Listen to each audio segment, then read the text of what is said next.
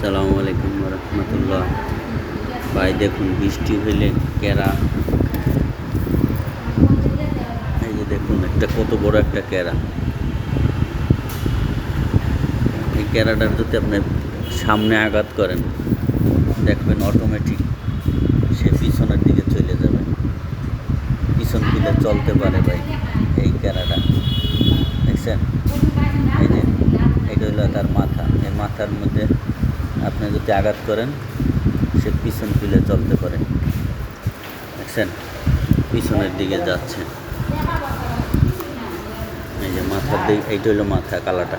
এই মাথার দিকে আঘাত করলে পিছন দিক, মানে এটা একটা অনুভূতি আছে তার, যে মাথায় যদি আঘাত করে তখন তার এই পিছনের ল্যাজটা দিয়া সে পিছনের দিকে মানে পালাইয়ে যাওয়ার চেষ্টা করে।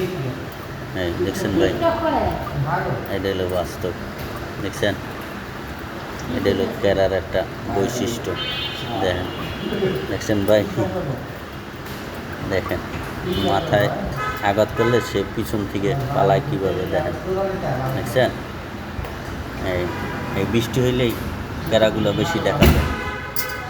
ঠিক আছে ভাই, আসসালামু আলাইকুম রহমতুল্লাহ।